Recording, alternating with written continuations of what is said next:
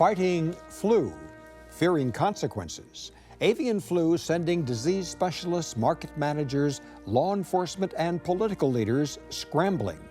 Insight from 3 leaders in the fight on this edition of Iowa Press. Funding for Iowa Press was provided by Friends, the Iowa Public Television Foundation. I'm a dad. I am a mom. I'm a kid. I'm a kid at heart. I'm a banker. I'm an Iowa banker. No matter who you are, there is an Iowa banker who is ready to help you get where you want to go. Iowa Bankers, allowing you to discover the genuine difference of Iowa banks. The University of Iowa is dedicated to educating Iowa students, teaching Iowa children, keeping Iowa healthy, enriching Iowa lives, building Iowa businesses, training Iowa leaders. The University for Iowa. Iowa Community Foundations, an initiative of the Iowa Council of Foundations, connecting donors to the causes and communities they care about, for good, for Iowa, forever. Details at iowacommunityfoundations.org. The Associated General Contractors of Iowa, the public's partner in building Iowa's highway, bridge, and municipal utility infrastructure. Iowa Communications Network. The ICN is committed to the enhancements of distance learning and continues to meet the demands for greater access of high-speed internet by educational users. For decades, Iowa Press has brought you politicians and newsmakers from across Iowa and beyond. Now celebrating more than 40 years of broadcast excellence on statewide Iowa Public Television. This is the Friday, May 22 edition of Iowa Press. Here is Dean Borg. During the era when Michigan built most of this nation's motor vehicles, it was said that when General Motors sneezes, the entire nation's economy catches cold. Well, avian flu is now providing a corollary in Iowa, the country's leading egg-producing state. Millions of egg layers, and turkeys too, are dead. Flu threatens millions more. Iowa legislators, fearing the economic effects, are already tapping the brakes on state spending. Iowa's Agriculture Secretary Bill Northey is among those coordinating the avian flu response. Hongwei directs Iowa State University's Egg Industry Center. And Randy Olson directs the Iowa Poultry Association. Gentlemen, welcome to Iowa Press. And let me say to our viewers, I think Mr. Olson and Mr. Northey, just before sitting down at this table, you were in a conference with Secretary of Agriculture on the federal level, Tom Vilsack, about this very thing.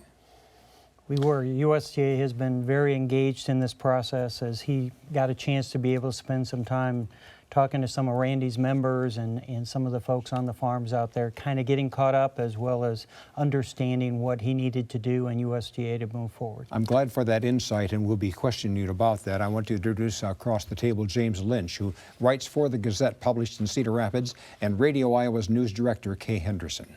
Mr. Olson, let's talk about the economic impact on the poultry industry itself. Can you measure it today? It's really too early to tell what the final tally will be.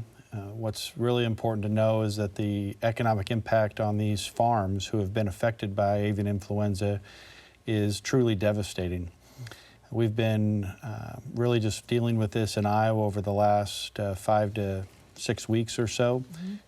Really entirely about a month ago, we had our first instance of avian influenza in a laying operation, and within those 30 days or so, we've lost fully 40 to more, 45% of our laying hens in the state of Iowa. That takes an incredible toll on the family farm that has owned and cared for these birds. It takes a toll on the employees that have been working on these farms, and also the communities in which these farms operate. When you say it takes a toll on employees, I think what you mean they're out of a job. Absolutely. The hope is that these farms will try to manage through and keep their skilled employment staff, but there are some uncertainties about whether or not folks will be able to remain employed. Just this week we had some layoffs announced. Mr. Northey, we also have turkey processing plants in Iowa. Are those workers in danger? You know, I think as we lose capacity from the farms going to that plant, I think we are likely to see shortened hours there. We've seen that in Minnesota already. as they've shortened hours. And certainly many of our eggs as well go through processing plants, sometimes on the farm, sometimes at standalone facilities, and we're starting to see some shortened hours in that as well. Well, I don't know if Mr. Northey wants to field this or Mr. Shin, but what's the economic impact for consumers? Which of you can, maybe Mr. Shin, you can address that? Sure. When we look at the last 2-3 weeks also, just looking at the relative change on the price, we're looking at the shell egg increase as of yesterday relative to April 29th. We're looking at 85% increase, and liquid egg increase 143%. And admittedly, there's inherent fluctuations within the egg industry. So on the normal circumstances, you still have fluctuations, but this sort of magnitude, it is, we think it is definitely impacted by the avian influenza outbreak. I think a lot of Iowans want to know how this happened. As you said, it's been 5 or 6 weeks. 6 weeks ago, nobody yet had heard of avian flu, and now we can't escape hearing about it. How did this happen, and happen so quickly? Well, our industry has certainly been aware of avian influenza for far in advance of this outbreak in Iowa. There have been outbreaks now in 20 states across the country, and notably in Minnesota, they were hurt very significantly in the turkey industry prior to the outbreaks we've had here in Iowa. Well, Mr. Shin, does that mean that this is a new virus? Is it I get a flu shot every year because the virus mutates, the flu virus. Does this one mutate? In other words, really the bottom line of what I'm asking, and Jim too, is why weren't we better prepared for this unless it's something that completely is out of the ordinary? I think the nature of the virus, yes, it does mutate. That's my understanding. So every time it could be somewhat different. And even as we speak, things could evolve into something different. So we think we know a lot of things, but in this particular case, there are a lot of things we don't know. For example, the mechanism, the dynamics of transmission of the virus, whether from farm to farm or within the farm. That's one of the things that, from a research standpoint, we need to do a lot more to dig into it yet. Well, Secretary Northey, I mean, were there safeguards in place prior to 6 weeks ago? And did anything change or was there some laxity in safety and biosafety practices that let this happen? You know, we've had avian influenza outbreaks before in the United States, actually just 3 times in the last century. So it hasn't been very frequently. It does depend. These birds, this virus originated in Asia. It mutated into some birds in California. Again, wild birds bringing it into those flocks, and then mutated again of sorts to get to the virus that's here now. So USDA does surveillance of those flocks and tries to understand what the latest mutation is. Our farms do a great deal of effort on biosecurity, keeping that disease away from their farm or other diseases as well. Now this disease has been so active and so aggressive that normal biosecurity hasn't prevented it from getting onto farms. So everybody's going through the process of figuring out now with this disease what kind of increased biosecurity needs to happen. So I think processes were in place. We've certainly learned a lot from this, and I think it'll be even more aggressive as we go forward. I mean, we're right in the middle of fighting the fire. Are people actually looking ahead and saying, this is what we need to do tomorrow to prevent the next outbreak? Dr. Shin? Yes, I think Secretary Northey is exactly right. The producers have done a lot of things on the biosecurity, whether it's enhanced. So that's one of the things that somewhat puzzling to us is how come, even with this stringent biosecurity product implementation, why we still have this faster spread. So which lead us to kind of speculate this thing could be transmittable through airborne dust, for example. But we need to collect some data to verify how far it travels, what kind of concentration does it take to infect a flock. These are things that we're gearing up to do the research and collect the data so that we can better prepare the next step. Dr. Shin and Mr. Olson too. Am I likely to see some permanent changes, not just me, but across the state and the nation as a result of this? I'm just pointing out one example. As I'm driving down Interstate 80 or 35, I'm likely to see a truck pass me loaded with turkey cages, white feathers flying out as they pass me down the highway. Are we likely not to see that sort of thing anymore? Because if you say it's airborne, And I've just visually described to you what I see. Is that likely not to happen again? I think the research data will tell us a lot about some of these future practices. You're correct that there might be things that we should consider or will consider modifying, improving our system. For example, if indeed this thing is airborne, then maybe perhaps we need to modify our ventilation systems. For example, be it air filtration or something related to that.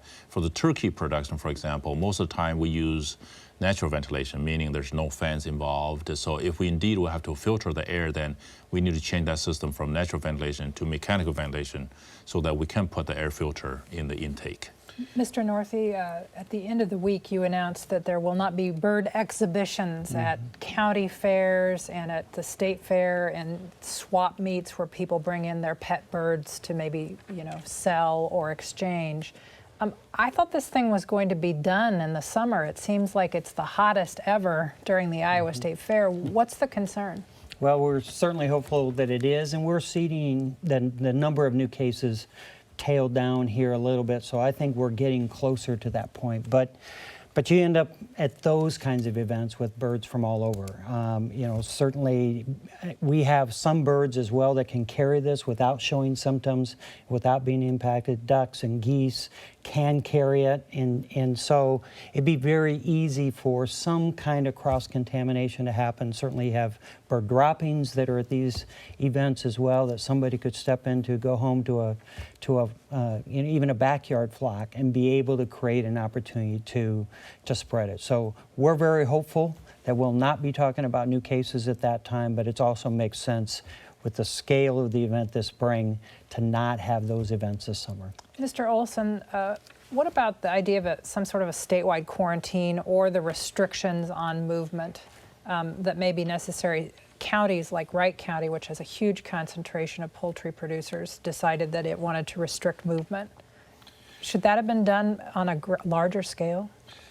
Well, I think counties in this case reacted to the requests of local businesses, local farmers, and we're very happy that local communities have been supportive. These farms produce jobs in those counties, and the county supervisors, I think, in that particular case, were looking out for the health of the industry, trying to keep clean farms clean as we work through this process. There's a lot yet we're learning. We talked about what steps might go on in the future.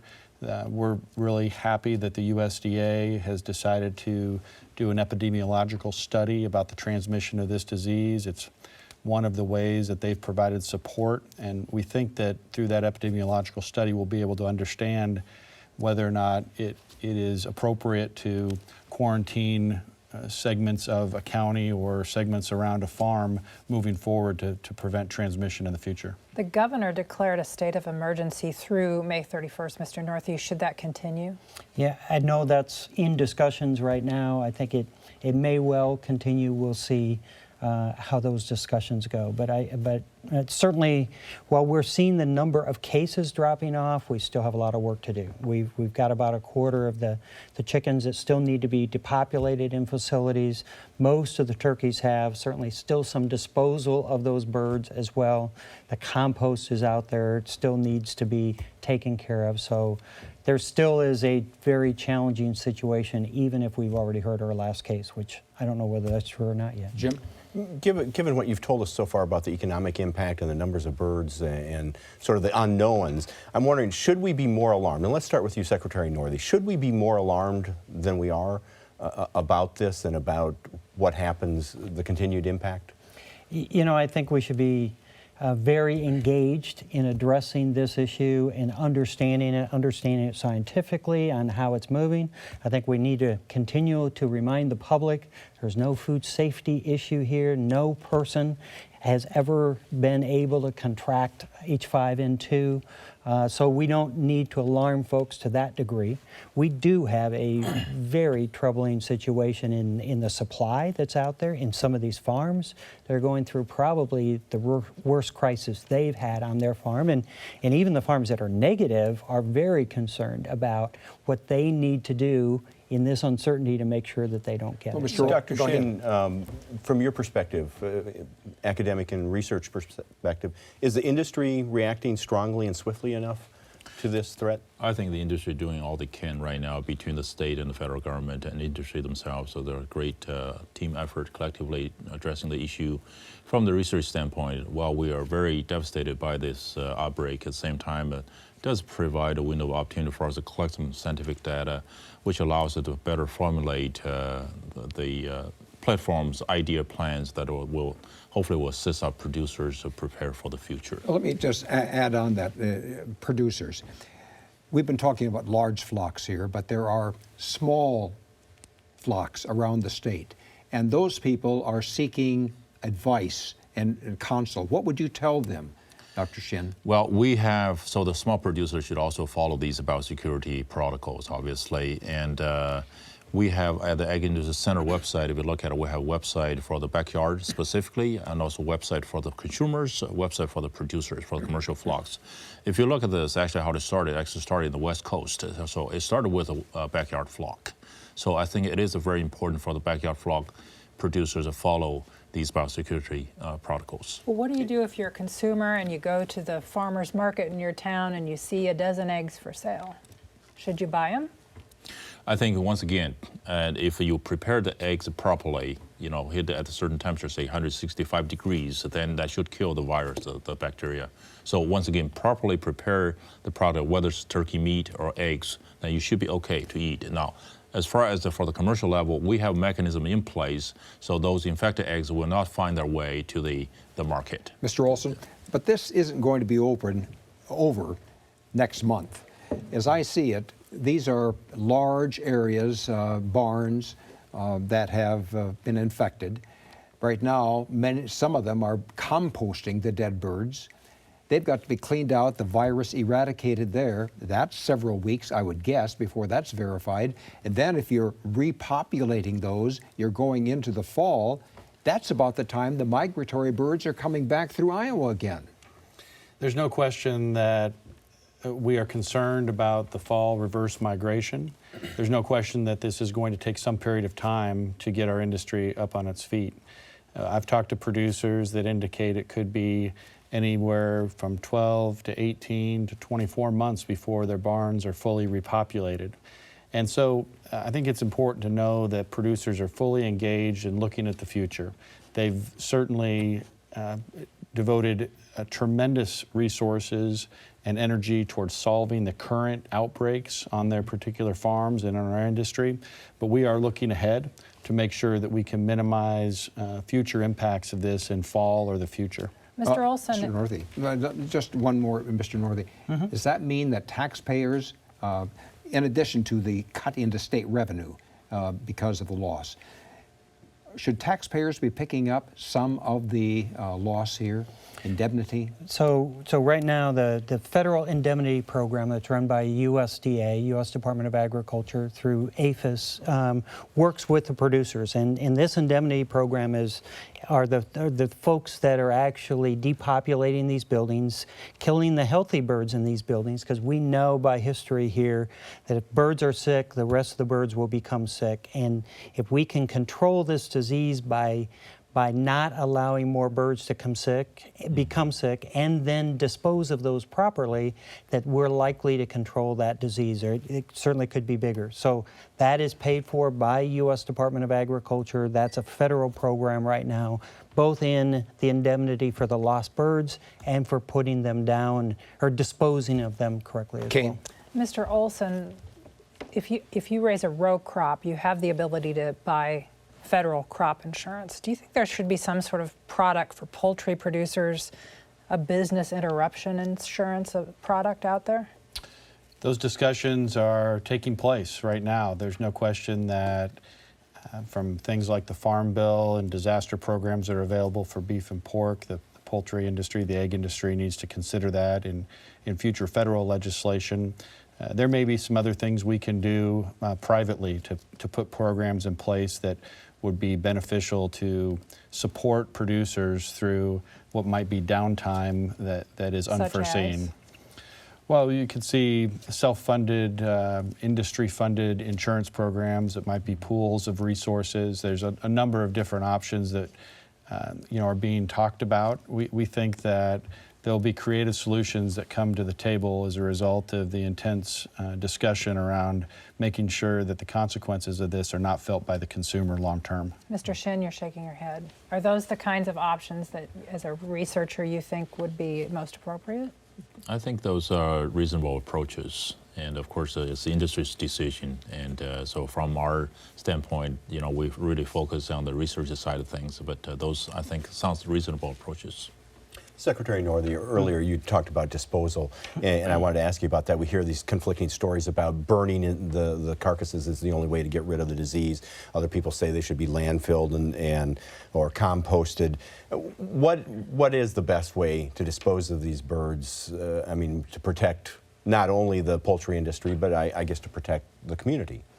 Yeah, the best way really is any way that's safe, in any way that limits the spread of the disease. So what has been used in this case is we have some folks that have the ability to bury some of those birds near their facility. They've got to make sure their water table is not too high, and they can do it such that they don't cause other problems. We have others that are composting, a lot that are composting out there. Again, it takes some land to be able to do it. It takes out all wood chips or corn stalk bales or other kinds of things.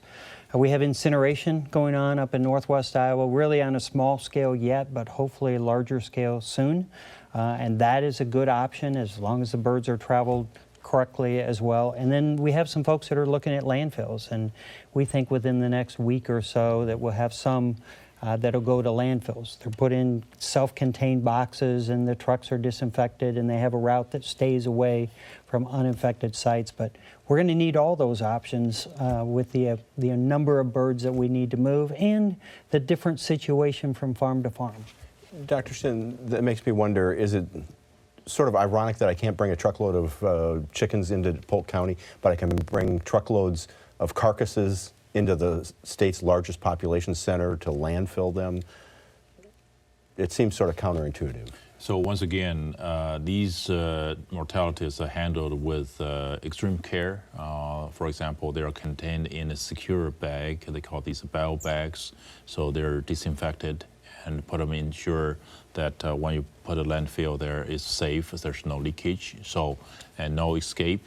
And so talking about past experience, actually in 1983, when this outbreak took place in Pennsylvania, Virginia, they have done the landfill, they have done the burial, and afterwards, in extended time, they measure the impact on water quality, infection, and so forth. They found zero. So I think it's done properly, as the Secretary indicated. It's safe, it's fine, and of course, in a scale like this, not a single option would be sufficient. You have to look at all the options available on your farm at your disposal. I think it's important to remember that the process is led by the USDA as well. So once you have an infection on your farm, the USDA steps in and takes over the process at that point. It takes over the depopulation, it takes over the cleaning and disinfecting, and there's certainly a wide degree of expertise that's brought to the table, whether it's state departments such as IDOLs, such as the DOT, such as DNR. There's a great degree of coordination and effort, and the farm owner is just one piece of that process that's led by USDA and approved processes. Mr. Olson, a lot of humans get a flu vaccine shot in the fall. Is that practical for your industry, and how does that comport with the push to, raise antibiotic-free birds? Mm-hmm. So many say that vaccination would be at least a short-term solution to stamp out this disease and spread of the disease amongst the birds. There's a debate, a very active debate about that currently, and the USDA is taking that up and will be determining whether or not that will be a viable option in the near future. What's the Poultry Industry Association think? So we've got members on both sides of that equation. There's an active discussion. Some are certainly concerned that vaccinating birds would create a situation where we always have a certain amount of avian influenza. Others would say that it's the only way to stop the spread. So we're thankful that the USDA is devoting the resources they are to understand this and to try to make a decision. We anticipate that sometime in the summer we'll know our path forward on that. Dr. Shin, what keeps you awake at night? How much worse can this get? What's the worst case scenario, or is it as bad as it gets right now? Well, it's pretty bad already, so I certainly hope that as the weather warms up, things are slowing down. We have seen that, and yes, I do lose quite a bit of sleep, and every morning the industry have a daily briefing, and every time, so I kind of nervous waiting, so is there getting new cases that are being reported? Secretary Northey, from a consumer standpoint, though, are you concerned, and you as well, Mr. Olson, are you concerned that consumers are going to move away from increasing prices in eggs and poultry? You know, there will be an impact. We've seen the consumers still stay pretty strong in wanting the choice of having eggs, at least through all the turmoil of this issue and all the news reporting. So we've seen that. I'm sure as prices have an impact here, and just sheer availability, especially about some of our processed product. Iowa's very advanced on the processing of eggs, so liquid eggs and powdered eggs and products that go into baking products and other things. There's going to be an availability issue here as well. So we're going to lose sales because we don't have product. And then some of these companies in time will look at how they can engineer that recipe with less eggs in it as well, and we're going to have to build that back as we build the industry. Secretary Northey, we can't let you go without asking you the question we ask every time you're here, and that what are your plans with the governor's race coming up in 2018? Have you made a decision? I have not. It's a long ways away right now. We're focused on this issue and trying to address that. Just a year into this term, we've got plenty of work to do right now. When do you have to make a decision, realistically? You know, I think that's years away. So it's certainly not. It's not during this show or the next week or so, but we'll see. That's a long ways off. Mr. Olson, will people be buying beef roast and ham for Thanksgiving as opposed to turkey because there won't be enough available? Well, I certainly hope not. Turkey's a great tradition around this country, and we'd encourage people to not only use the turkey, but also a beef roast and a ham. We'll let you get that in as a promotion.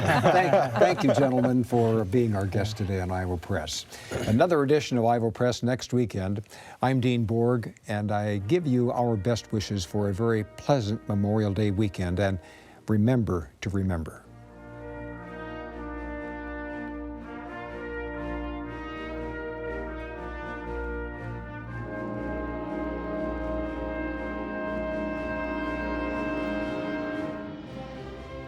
Funding for Iowa Press was provided by Friends, the Iowa Public Television Foundation.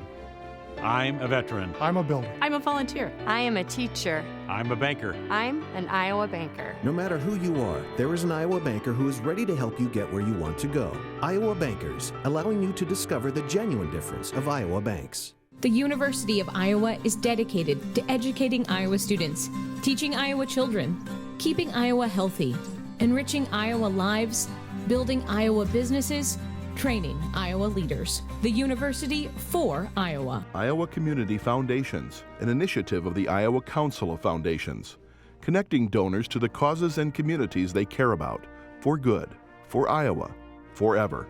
Details at iowacommunityfoundations.org. The Associated General Contractors of Iowa, the public's partner in building Iowa's highway, bridge, and municipal utility infrastructure. Iowa Communications Network. The ICN supplies authorized users with dedicated internet and data connections to enhance their mission of protecting the citizens of Iowa with a private and secure statewide fiber optic network.